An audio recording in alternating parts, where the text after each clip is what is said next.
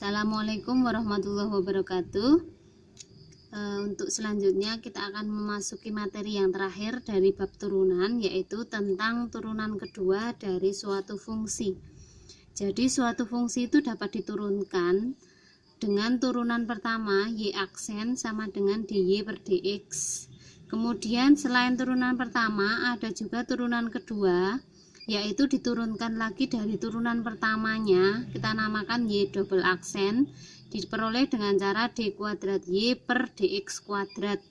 Kemudian turunan ketiga juga sama, kita turunkan dari turunan keduanya sehingga diperoleh y triple aksen sama dengan d pangkat 3y per dx pangkat 3. Untuk memudahkannya kita langsung saja ke contoh. Misalnya diketahui fungsi fx sama dengan x pangkat 3 kali 4 min x, tentukan nilai y aksen dan y double aksen. Diperoleh dari fungsinya, kemudian kita turunkan dy per dx atau nama lainnya adalah y aksen. Didapatkan dari ini x pangkat 3 kali 4 min x, untuk lebih mudahnya kita kali saja, jadinya 4x pangkat 3 min x pangkat 4. Dari nilai ini kemudian kita turunkan menjadi 12x pangkat 2 kurangi 4x pangkat 3, diturunkan seperti biasa. Kemudian untuk mencari nilai y double aksen,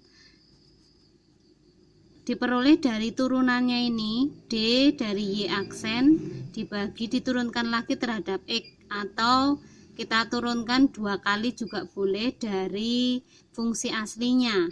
Tapi untuk lebih mudah kita pakai yang ini saja, kita turunkan lagi ke sini sehingga diperoleh 24x dikurangi 12x pangkat 2. Inilah nilai dari y double aksen. Mudah bukan? Untuk selanjutnya kita langsung ke contoh soal. Jadi di turunan kedua kita menggunakan aplikasi dalam masalah kontekstual. Contohnya bisa kalian lihat di buku LKS. Diketahui panjang lintasan suatu benda, diperoleh rumusnya adalah S sama dengan 5 plus 12T min T pangkat 3. Hitunglah panjang lintasan untuk T sama dengan 1 dan T sama dengan 2. Karena panjang lintasan itu diperoleh S, jadi jangan diturunkan dulu.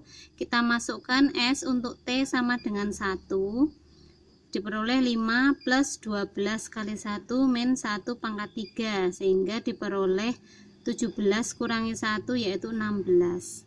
Kemudian untuk panjang lintasan untuk waktu T sama dengan 2 juga sama, kita masukkan 12 kali 2 min 2 pangkat 3, sehingga diperoleh 5 tambah 24 dikurangi 8, diperoleh nilai 21. Kita masih panjang lintasan. Kemudian pertanyaan yang kedua adalah hitunglah rumus kecepatan dan percepatannya.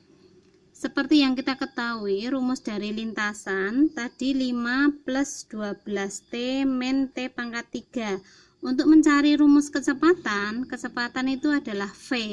V itu diturunkan dari panjang lintasan terhadap waktu, sehingga diperoleh rumus dari kecepatan kita turunkan dari ini, didapatkanlah adalah 12 min 3T pangkat 2. Itu untuk rumus kecepatan.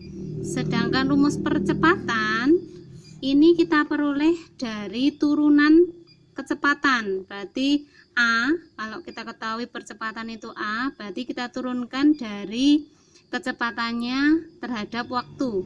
Kita peroleh tadi kecepatan ini ya. Dari sini kita turunkan lagi menjadi percepatan, kita letakkan di sini, turunan dari 12 itu 0, turunan dari min 3T kuadrat adalah min 6T. Jadi ini rumus untuk percepatannya adalah min 6T. Kemudian untuk pertanyaan berikutnya, tentukan T jika kecepatannya 0. Tadi kita sudah mendapatkan rumus dari kecepatan V adalah 12 min 3T kuadrat. Karena kecepatannya 0, berarti kita sama dengan K0 seperti ini, berarti 12 sama dengan 3T kuadrat. Kemudian kita bagi, ini 4, berarti 4 sama dengan T kuadrat. Karena T itu waktu itu tidak mungkin negatif, berarti nilai T yang mungkin adalah 2, sehingga waktu yang diperlukan untuk kecepatannya 0 adalah T sama dengan 2. Kemudian bagaimana yang D adalah hitung kecepatan jika percepatannya 0. Jadi kita akan menghitung percepatannya tadi, kita peroleh rumus A sama dengan min 6T. Di sini pertanyaannya adalah bagaimana jika percepatannya 0, berarti ini kita T sama dengan kan 0, sehingga T-nya juga kita peroleh 0. Yang ditanyakan adalah kecepatan V.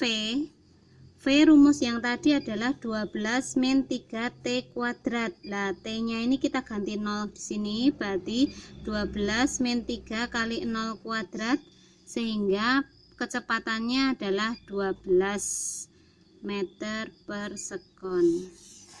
Terima kasih, selamat belajar. Assalamualaikum warahmatullahi wabarakatuh.